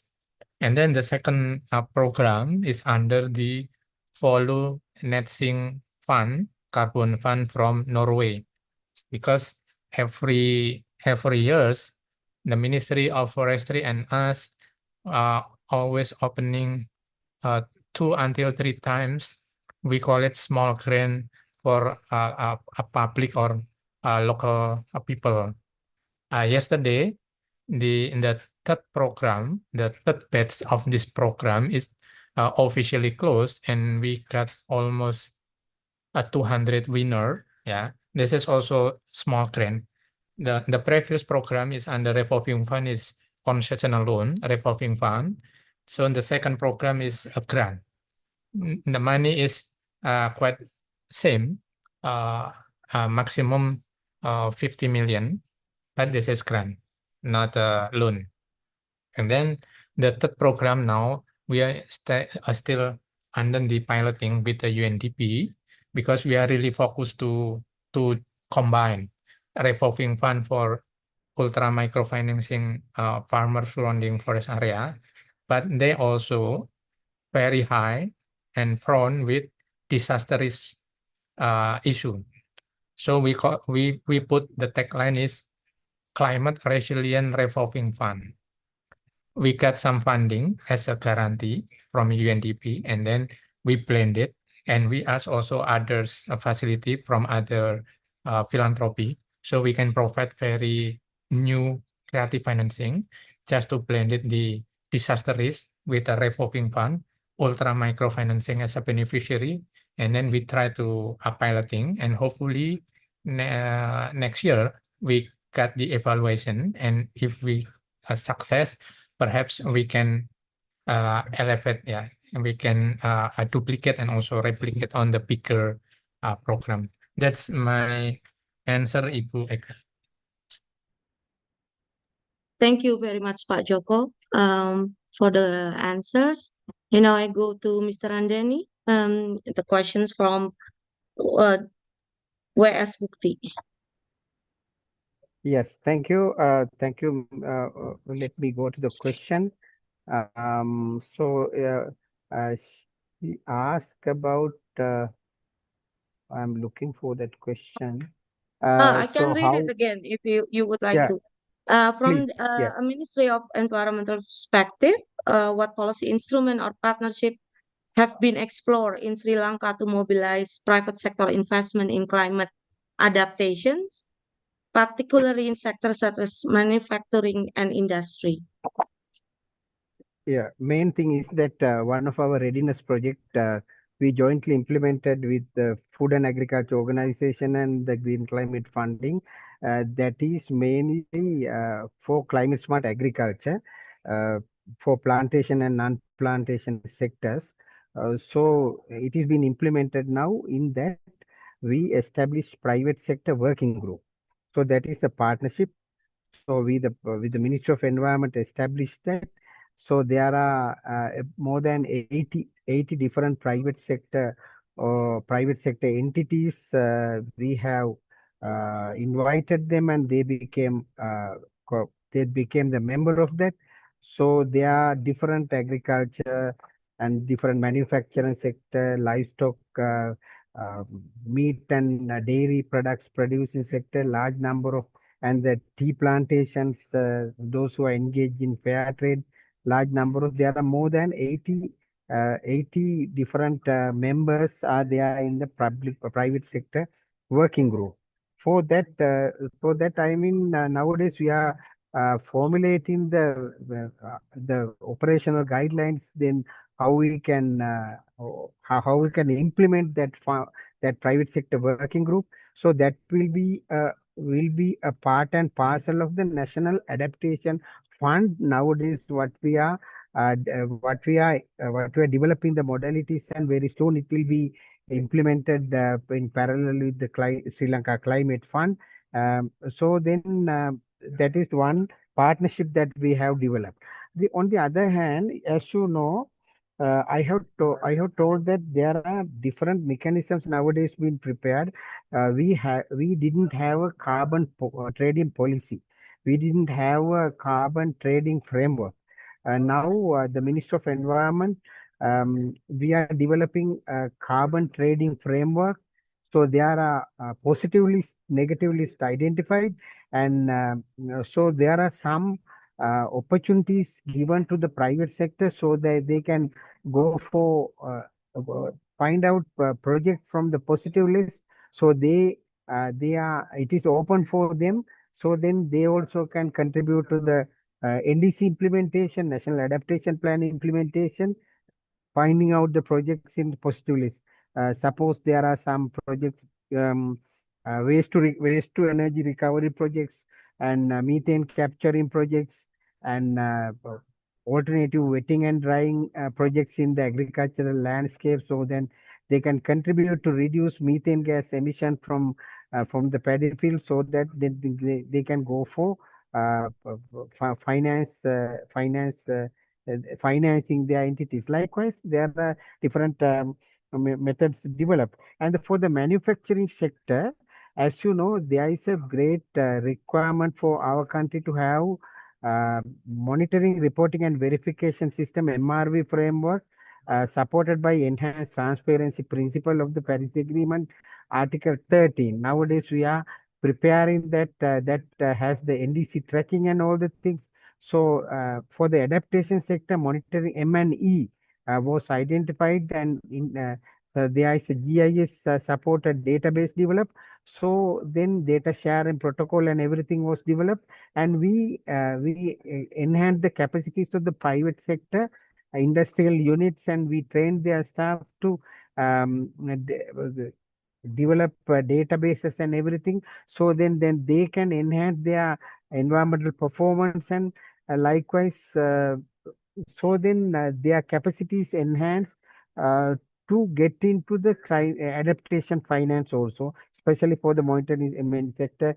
They can reduce their effluents, they can enhance effective energy use. Likewise, their industrial plants can be performance can be enhanced, and they can be qualified for our rewarding schemes also. Likewise, there are different mechanisms going on. Will be merged together. We'll have a more fruitful and effective mechanism, so that their contributions were well counted into our adaptation financing. Thank you. Thank you, Mr. Randeni. We actually only have 10 minutes left. So I would like to ask our speakers if everyone fine if we have another round of questions. Yes, There is okay, thank you. Yes. another Thank you so much. question. Yeah. Yeah. Okay, thank you so much. But before that, I just want to remind everybody, all the attendees, to fill in the survey, because that's the way that you can get all the speakers' materials, and also given some ideas for us or for better seminars next time. So let me go to Pak Joko first. There is a questions from Median Sahputra. Dear Pak Joko, representing the concern of most local government, how can local governments access climate finance through BPDLH, especially given that many lack proper climate baseline and databases? At the same time, we already have several projects that contribute to NDC targets, such as waste management through carbon credits. What are the requirements for local government to access funding from BPDLH? Thank you very much. Maybe Pak Joko can answer directly. So this is our business process, Ibu Melissa, and also Pak Pak Mediansyah. Mediansyah. So this is our business process. BPDLH, or Indonesia Environment Fund, is we put our role as a CFO, Chief Financial Officer. So all the financial matter is under our management. From the beginning that we implement a project or program, and then evaluating, monitoring, and then audit mechanism, provide the impact measurement, impact report, and also theory of change, and then deal with the investor. So this is our role. But we put the line minister as a chief executive officer or chief CAO. So line minister as a program owner. Yeah. So we try to divide it into two different functions, two different roles, because we have no capacity, we have no no experience, no knowledge, yeah, on the substance. So we rely on the line minister as a program owner, we are as a fund manager. And then if you ask how to access the our money, of course, all the requests, all the proposal must be submit directly to the minister. If we talk about the fund, of course, submitted to the Ministry of Forestry. If related with the waste management, submitted directly to the Ministry of Environment. And because at the same time, we develop the business process within the minister itself. So, and then the follow fund, and then the Ministry of Forestry, they already developed, established like a task force as a review. So submit your proposal directly to the minister, and then after they got the decision, they will bring to us, and then we will deliver directly this money goes to the beneficiaries. So this is the business process, that we develop, and then I think that's my answer, Ibu Eka. Thank you, Pak Joko. Thank you. So to Pak Mediansyah, you probably also can look at the website, Pak Joko, the business process is already there. I would like to go to Mr. Randeni on the second questions. This is from Ibu Putri. How is the private sector's contributions to the financing of climate change adaptation strategies? And what are your strategies to convince private sector to be involved in? Yeah, thank you. It is a good question again. Parallel to previous question also indirectly addresses the questions content here. So private sector contribution is very, very badly needed as per our condition, our country's situation. So we should know the fact that private sector is profit oriented. They operate very rigorously for that, and they access funding from the stock exchange or from the external funding, and they add value to their resources and provide the goods and services. Then they need to raise. They need to have a fair amount of profit margin for their operation. So, private sector investments are very prevalent in Sri Lanka for adaptation, not adaptation for the mitigation sectors. There are a lot of private sector companies. They are operating and establishing solar rooftop and a lot of different things. There are blended finance opportunities from development financing, cooperating, and also that is satisfactorily being operated, right? But what happened when we come to the adaptation sectors like tourism, agriculture, water, biodiversity and ecosystem services, coastal and marine, likewise, and urban development and human infrastructure. So there are a lot of gaps are there, so that private sector can be intervened. So then we have to see from what areas that they can get a substantial profit. So that is the main thing. So that's why we have opened up this our positive list and negative list in the carbon trading framework. So there are some areas that falls under the mitigation, but there are substantial, significant amounts of climate co-benefits, adaptation co-benefit. Suppose tourism sector. So in the tourism sector, tourism there now tourism area was identified as one of a priority area for national development under the Clean Sri Lanka program of the present government. So their manifesto that was highlighted. So suppose in the rural areas, there are a lot of different things. Now the policy is to facilitate rural level, village level tourism to find out new destinations and all those things. So, so facilitation to tourism sector, lot of private sector operators are there, and the companies are integrated in those things and establishing new tourism ventures. So we expect a lot of co-benefits to tourism adaptation sector.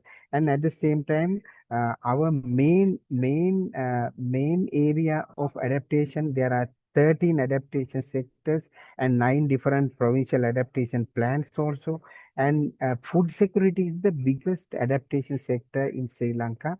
Food security encapsulates agriculture, fisheries, and livestock sectors.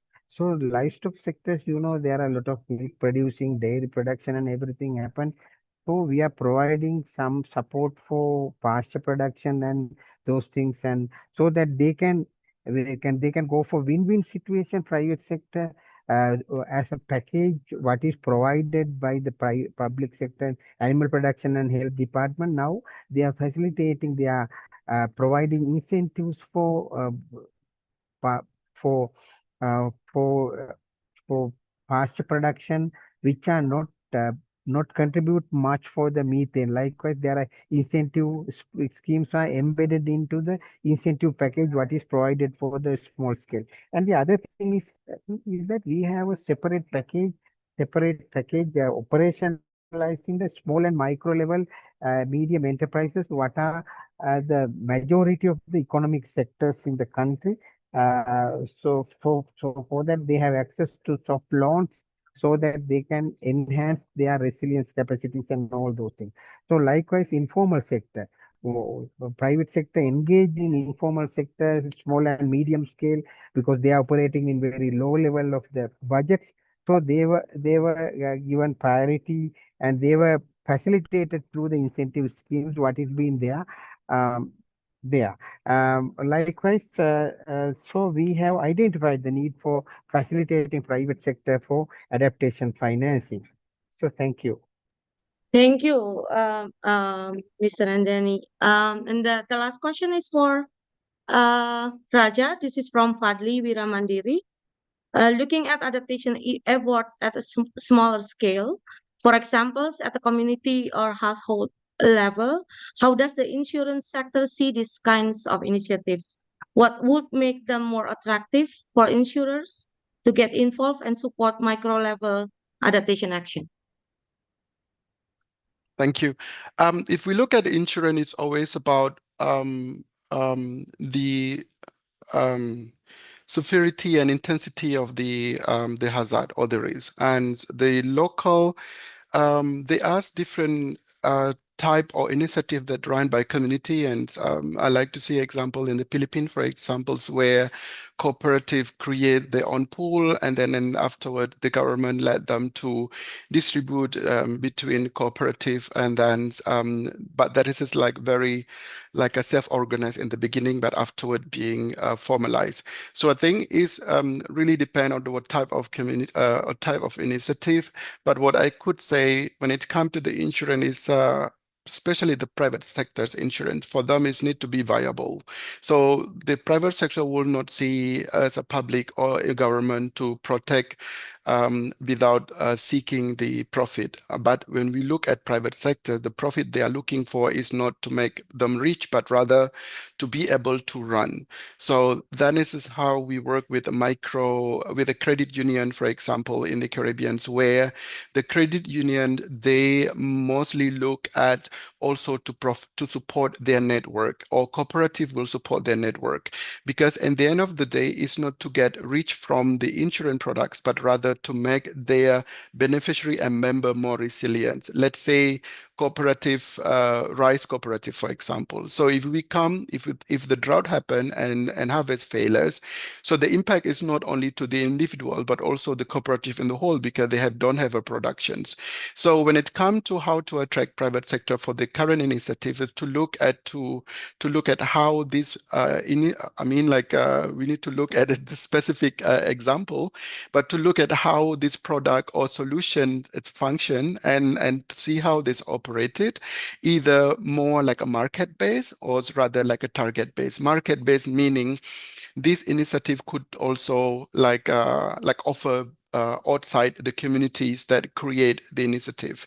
Bu Eka, if I don't know, like if I could touch another question as well from Yasmin. I think she was asking about replacement, or we do another ones, or that I should reply it on typing. I think, yeah, I would like to for us to be able to answer all live, but apparently we don't have time, Paraja. All right, that's Uh, fine. I will type it Yeah, out. please answers type the answers, and also for other questions directed to each of the speaker. If you would like to answers, please do answer. But it's time is our limitation at the moment. Um, so we have to conclude the sessions.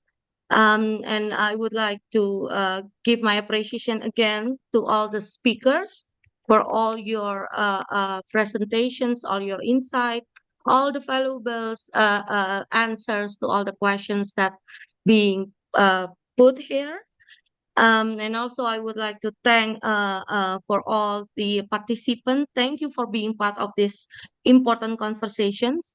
We are very sorry that we have a very limited time because what we discussed this is actually very interesting and then very meaningful.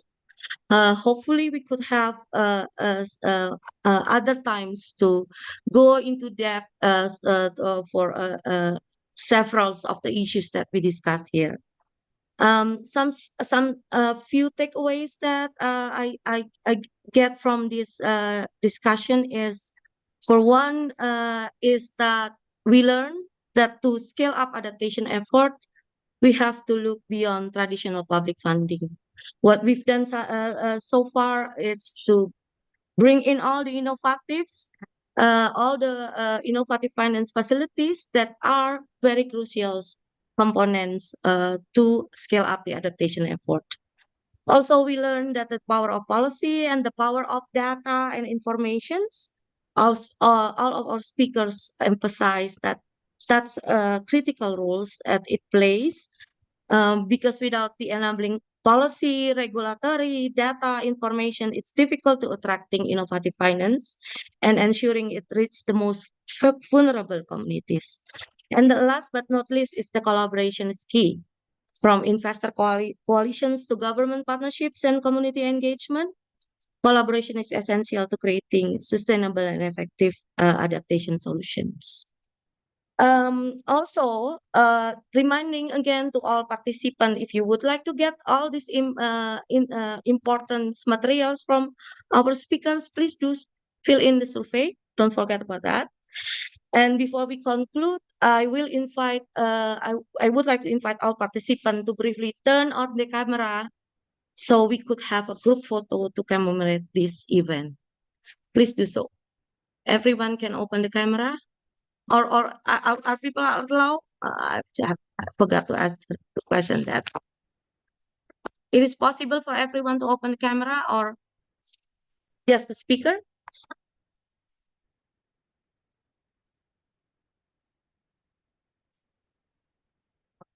Hello? The IRID friends, are you still there?